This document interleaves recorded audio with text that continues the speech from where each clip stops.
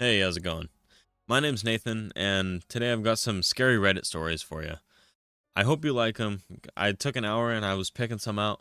I really like these ones. These are I've got a kind of short one, and then I have a sort of long one, and then I've got a longer one at the end for you. I've got three. Whether you're doing some work or you're studying, you're doing whatever, you're free to listen. Turn off your phone, throw some headphones in, and just listen. The first one comes from r slash ask Reddit from Noah underscore 25. Asks, what is the scariest story you know that is 100% true?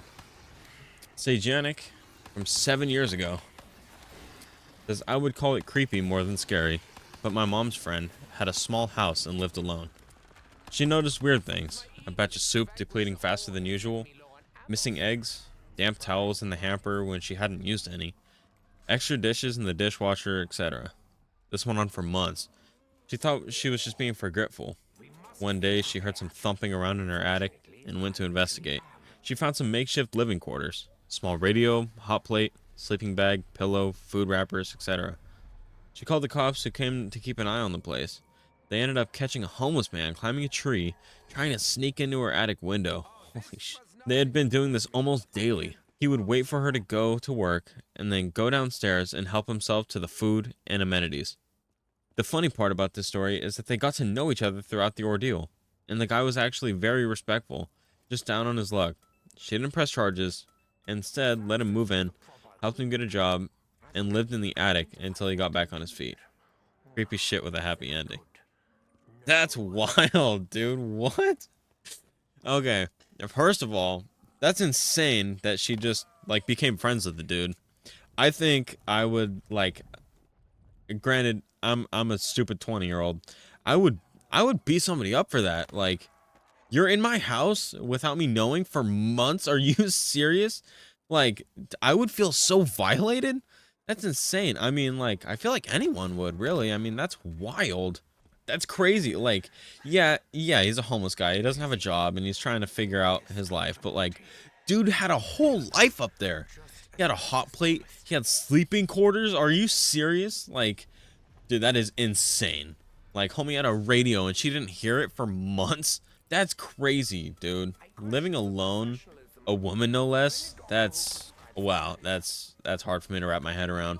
That's a good story. The link is in the comments if you want to come check this post out. It's 7 years old. I doubt this guy is gonna realize if you like reply, but it's got 5,000 upvotes. So yeah, do what you want with that information.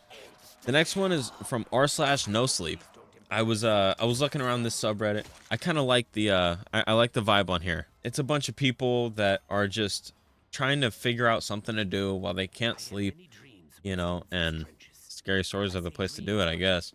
The story comes from, it's an 8-year-old story, and yeah, it's called On the Russian Ice Road, You Always Help Your Fellow Travelers. Okay, this is actually the long one. This is the one that I was going to have for number 3, but I guess we're just going to read it right now. When people hear my wife's Russian, they imagine a tall, blonde girl with a funny accent who wears heels for every grocery run. Reality couldn't be farther from the stereotype. Lana is dark-haired, speaks better English than I do, and is completely obsessed with sneakers. She does meet one stereotype, though. She never gets cold, seeing from how she lived in Russia until she was 18. Yeah, I know some women that are from Siberia. They are like insanely tough when it comes to cold. Like, it's just at all, really. Like, they are insane people. Not in Moscow, of course. Did you know that Moscow is actually pretty warm? There are entire states in America where winters are far colder than anything Muscovites ever have to deal with. No, my wife comes from a tiny town far up Russian north, on the tundra. A dark, gloomy, and a very cold place inside the Arctic Circle, with extremely harsh winters and even harsher people. A place that meets the stereotypes. I've met my in-laws all of 2 times, including our wedding, both times as they traveled to the States. Frankly, I never had any intention of visiting my Lana's hometown until she got that fateful call 9 days ago. My mother-in-law had a stroke. While her condition was stable for the time being, the local doctor expected the worst could happen at any moment. Transporting her to a better hospital was out of question, as she was in no state for the kind of a journey that you'll see described below. My wife made travel arrangements immediately. I had a valid Russian visa from a business trip to Moscow a few weeks prior, so I decided to go with her. Now, getting to my wife's hometown isn't easy. You're in for a flight to Moscow, then a connecting flight to Norilsk, one of the biggest cities in the Russian tundra. From there, it's an hour-long trip down to the Yenisei River by barge in summer and on cars over ice in the winter. Urgently getting down to Moscow wasn't that hard. There, however, we faced additional difficulties. First of all, apparently I couldn't actually fly to Norilsk with Lana as the city was closed to foreigners. Before we could even process that, we were told that Norilsk Airport was closed for all aircraft due to poor weather conditions, and the weather wasn't expected to improve that week. I tried to console Lana as best I could, but news of her mom getting worse drove her crazy. Soon, Lana suggested an alternative. It was possible to fly to a city a fair bit south of Norilsk, which was safe from the storms. For a modest fee, a family friend living there was willing to take a day's journey up the ice road to Lana's hometown. Well, more like a night's journey, since according to him, it was better to travel at night by cars' lights than by what passed as daylight. I told my wife she was insane. She, however, was adamant on her plan, saying she's done Zimnik, how Russians call their ice roads, many times with her dad, and it was perfectly safe. She wouldn't budge no matter how I pleaded, and told me I was welcome to stay in Moscow. Obviously, that was not an option, and in the end, I gave up. I mean, yeah, dude, it's her mom. Like, are you serious? Come on now, man. We flew to our next destination, and the cold hit me as soon as I stepped out of the plane. It was a different kind of cold, invasive and ruthless, and it didn't care about layers of sweaters and socks I had on. I shivered imagining how much colder it was going to get. We met with the trucker who was to take us up north. He called himself Kolya, and my wife, Sveta, a Russian version of her name. Me, he didn't call at all, instead referring to me as Mr. Amerikashka whenever he spoke to my wife. Lana told me with a chuckle she didn't tell Kolya I could understand Russian, although I don't think he would have cared. Kolya was supposed to be a few years younger than my wife, but looked much older, his skin and posture worn down by the harsh conditions of his homeland. He laughed at our American shoes and coats, said that he would pack extra jackets, woolen socks, and valenki for us just in case. His brother helped load his truck, which looked like it had seen the fall of the Soviet Union, and then Kolya sat down to enjoy a shot of vodka, one for the road. My wife saw me blanch at that. I mean, yeah, dude, are you serious? He's Russian, I get it. This isn't New York, or even Moscow, she said quietly. People here are a bit behind in terms of DUI. Don't worry, he won't drink enough to get impaired. He's seen that kill people on the road. He offered my wife the shotgun seat, which, as far as I understood Russian macho culture, was basically the equivalent of throwing a glove in my face. Whatever, as long as he got us there. The road was a dark stretch of ice and packed snow powdered by the fresh snow that had fallen that morning. Snowdrifts bordered both sides of the roads and leaked onto its surface a fair bit. Otherwise, it was the same barren flat surface for miles. In the first couple of hours, we saw a few cars going the opposite way to us. Then a car going in the same direction as us overtook us and disappeared in the darkness ahead at surprising speeds. It was a freaking tiny rusted-through Subaru. I gave up on understanding Russians there and then. Shortly after the Subaru guy, it started snowing. Just a bit at first, then more and more. Kolya didn't seem bothered, and I tried to stay calm as well, which I managed mostly successfully until the wind joined in. Have you ever heard wind howling and then became unsettled by the sound? Now imagine the same, but in the depths of a black night, lit only by your car's headlights. Except for your own vehicle, the world around is silent and devoid of life, frozen until the spring. Not that you can see much through the thick snow that is now the wind's plaything, flurrying around the car, blanketing the windows. Our pace slowed to a crawl as Kolya swore colorfully in Russian. Maybe stop and wait it out, I suggested nervously. No, we can't, Lana said without bothering to ask our driver. If we stop, there's a good chance the car won't start up again, and we are stuck here waiting for someone to pick us up. The realization we were at a very real risk of freezing to death hit me like a ton of bricks. I leaned back into my seat and closed my eyes, wordlessly praying for the best. The only response was the wind howling, and it sounded so strange. It would start low and quiet, and then get louder and louder until a yowling crescendo, and then cut off abruptly, and start again. and the sound came from different directions, each starting at a different time, like a pack of wolves howling. I opened my eyes to obvious tension in the car. Lana and Kolya were both hunched forward, peering intently through the glass for all the good it did them. Kolya glanced back at me. Don't worry, be happy, Kolya proclaimed with a horrible Russian accent. It is all okay, don't worry, America. He was lying. I might have been useless on the ice road, but I was a criminal defense lawyer, and a good one at that. And Kolya was a bad liar. There was sweat beading on his face and neck, and his voice was forced. He was very much scared. That made me scared too. Kolya murmured something to my wife, too quick and quiet for my distracted mind to decipher. She nodded. What was that? There's a village maybe a half an hour up the road. If we keep this pace, we'll get there and settle down until the morning. I see. Sorry about the delay. In reality, I was extremely happy to hear that. Bad wind, huh? Lana grabbed my hand. Quick and sudden as a snake. Don't mention the wind. Another sound came through the storm. A long, tiny wail that sent shivers down my spine. It took me a few moments to recognize the familiar sound of the wind whistling through walls and chimney. And then another moment to realize there were no fucking walls around for the wind to whistle. I opened my mouth to comment, and my wife's grip tightened on my arm. In that moment, I knew to keep it quiet. We drove in tension-filled silence as a cacophony of sounds erupted through the storm. Wails and shrieks, howls and cries. No way, no fucking wind was producing all of that. The sounds grew closer, grew louder. I grabbed my wife's hands as we both stared desperately ahead. Through the flurry, we barely made out something. A large, dark shape, reflecting our lights, or maybe piercing the darkness with lights of its own. Kolya swore and swerved to the side. We were passing another car stuck in the snow. Its blinkers flashed. Stop, Lana said, sudden and harsh. What? Kolya asked in Russian. You insane? Stop, my wife repeated. On the ice road, you help. That's the rule, remember? Kolya gave her a long, hard look that I didn't like at all. That's the rule on the road, he echoed, and hit the brakes, slowing the car without us actually stopping. I opened the door and peered outside. The driver of the stuck vehicle was already running toward us.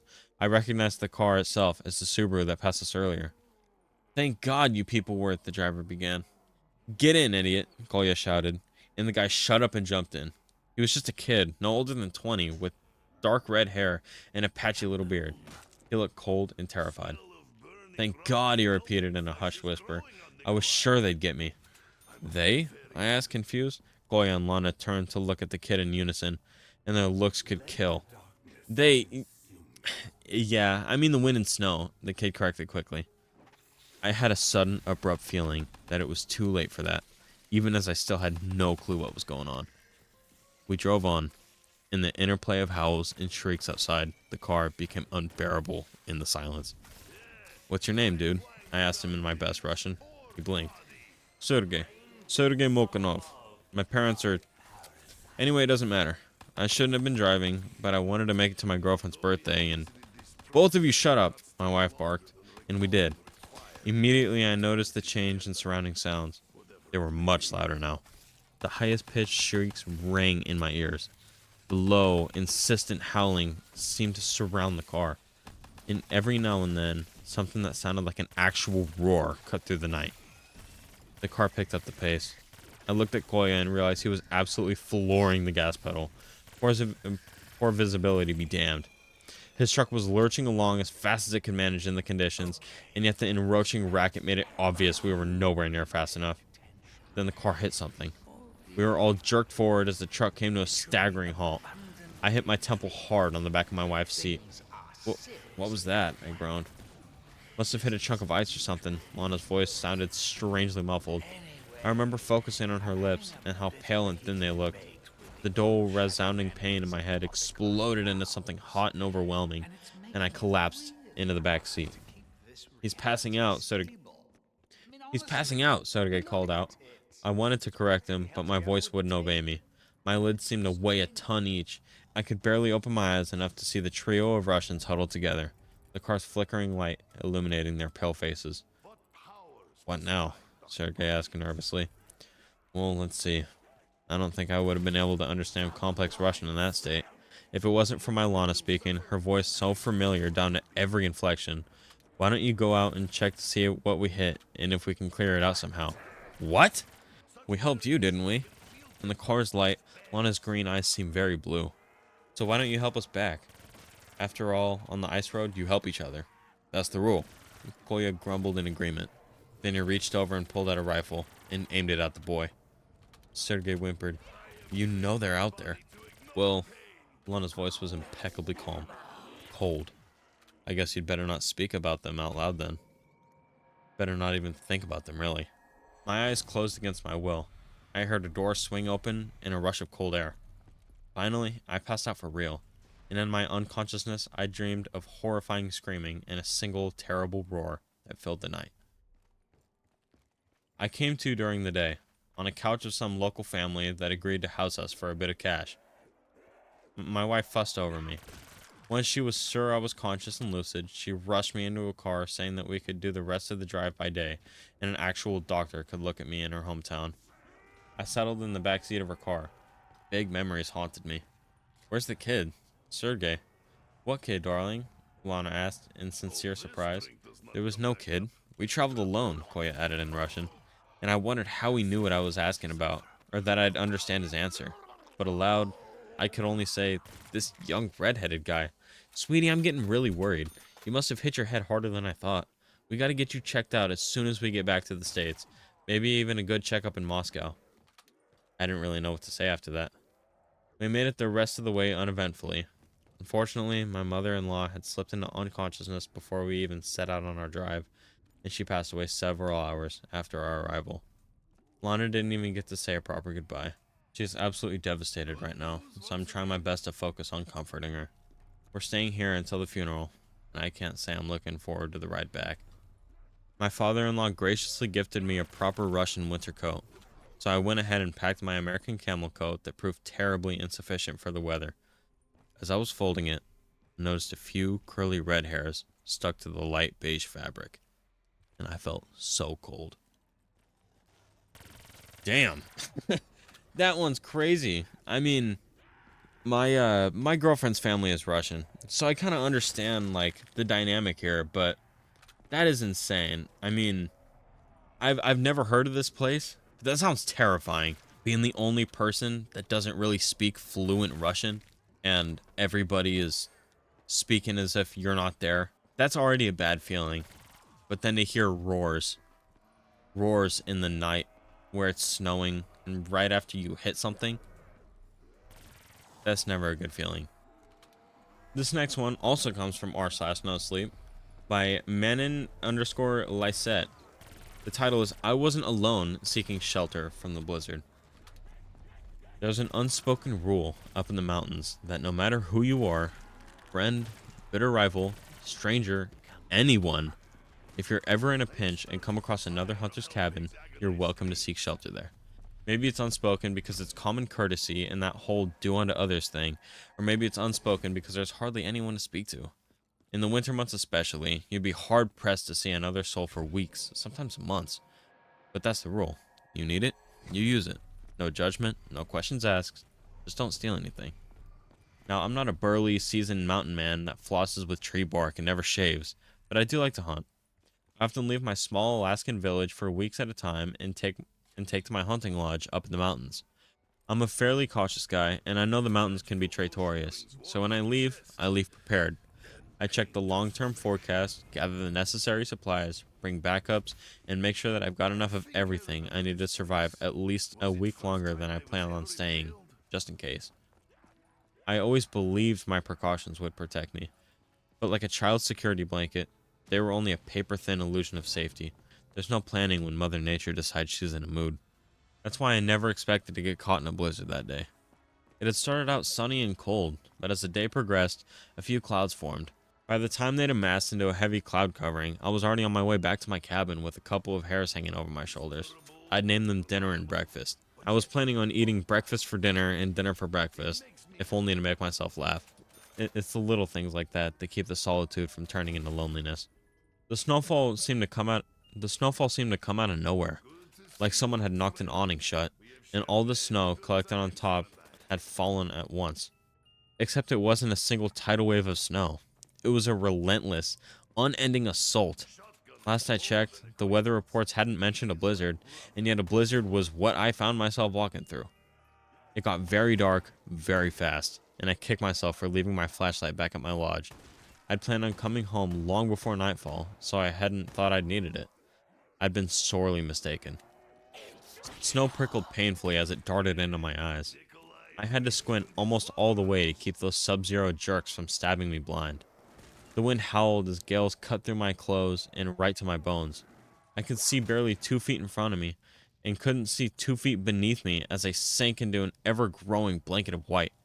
I'm not sure when I realized I was lost. At some point I knew I should have arrived at my cabin, but all I saw was white, with a few slivers of gray swaying in the thick breeze.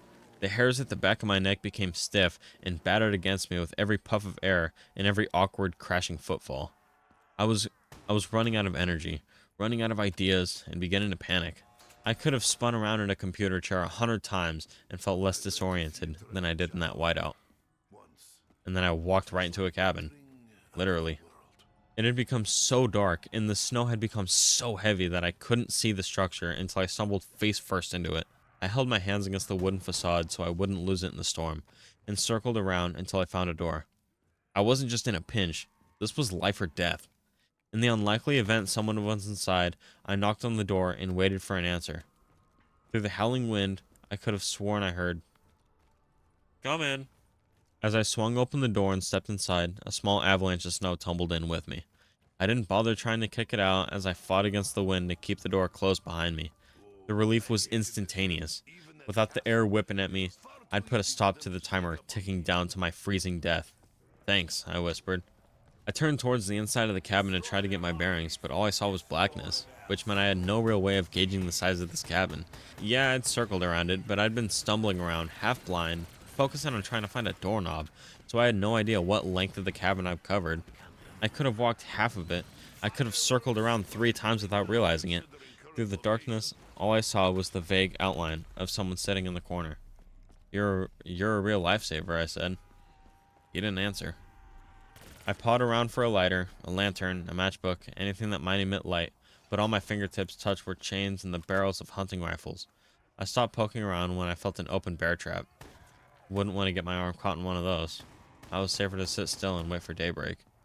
It occurred to me that the stranger might have been seeking refuge as well. "So," I started, keeping my tone light and innocent, "you the owner of this cabin?"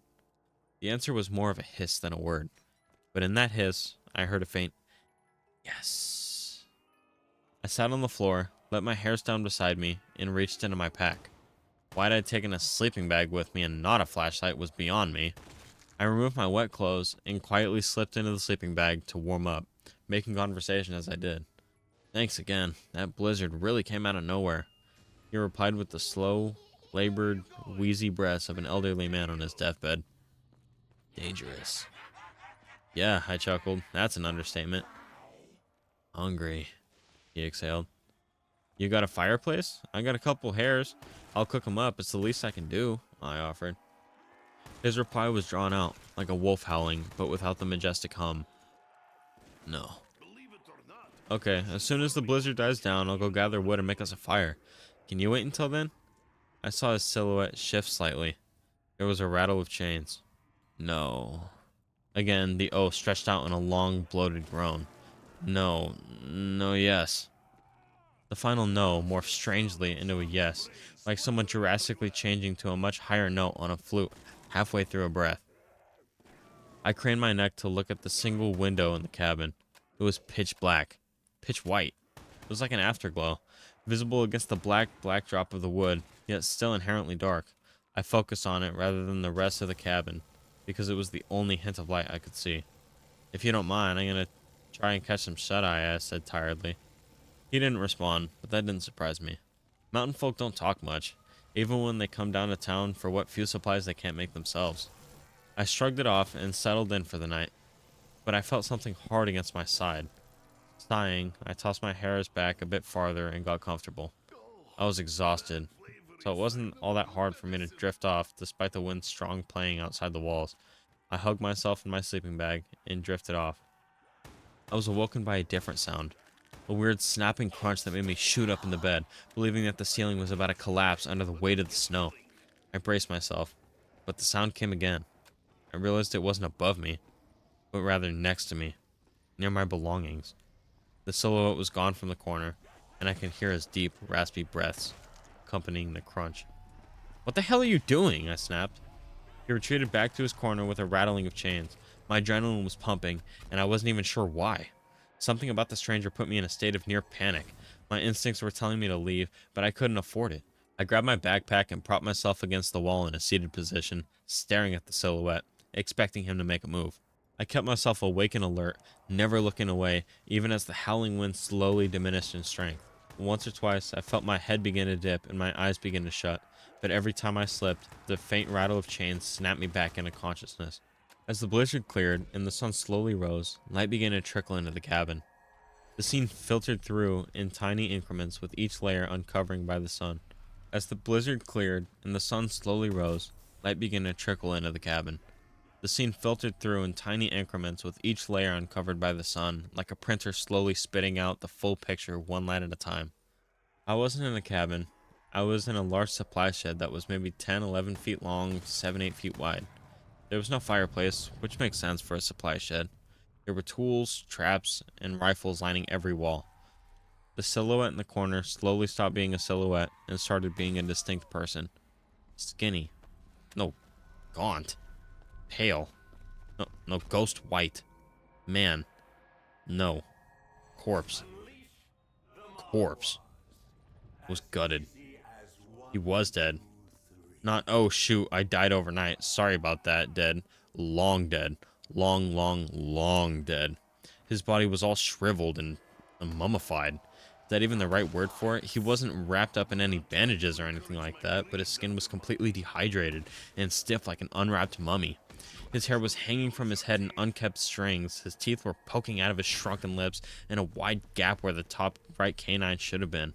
There was a stain of age-old blood soaked into the wood beneath him. I followed it by gaze to its origin, his left foot, and the bear trap in which it had gotten caught. There was an empty hook on the wall above him with a chain leading to the trap. It was long enough for him to move around, but not enough for him to reach the front door or the saw hanging above it. My best guess was that the trap had fallen on its own while he was out, and at some point he'd done a supply run in the dark and had gotten caught in his own trap. He'd probably died of thirst or something.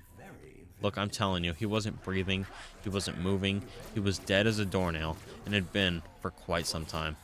I sat there, reasoning I'd been delirious the night before. The fatigue, the dehydration, the disorientation caused by the blizzard, it made me imagine his voice. Those slow, hissing sounds that I thought were replies that were just the wind outside. I'd interpreted them wrong because the loneliness had finally gotten to me. The elements had conspired against me to create a living person out of someone who definitely wasn't living. It was a good, logical explanation, and I wish I could say it was true. Except, I'm not the one who bit the head off for breakfast. It's not my canine tooth that I found on the floor next to me. My dry, dirty, wood-looking fingernails aren't the ones sticking out of the outside of my sleeping bag. I'm not the one who caked the corpse's dry, cracking lips with white fur. I didn't stick around for dinner. Wow, that is crazy. That's a good one. I really like that one. It almost reminded me of this one story that I read in freshman year. This guy gets out. He decides that he's going to go to town. This guy decides to leave his cabin and leave for his family's house in the dead of winter. He ends up getting his feet wet, and from from then on, it's just game over, you know. But you know, this guy got caught in a blizzard, and then it was game over, you know. It got dark, and he couldn't figure out where to go. It's a miracle that he even found this place. But that's insane. He saw it get up and move around. I can't imagine the level of unease, the feeling of adrenaline that would be going through my body if I just saw a person's silhouette sitting there, barely speaking, hissing. That sounds like hell to me. Well, that's the last story, and I really appreciate you sticking around for it. We only had 3 stories. Next time I'll do a little more, but I really appreciate it. This is my first video, so if you could stick around if you could give a like, I would genuinely like really appreciate that. That'd be awesome. And if you could subscribe, you're more than welcome to do that too. No obligation though. Thank you so much for sticking around. I hope you have a great rest of your day. Get your work done, do your thing, and I'll catch you next time. Bye bye now.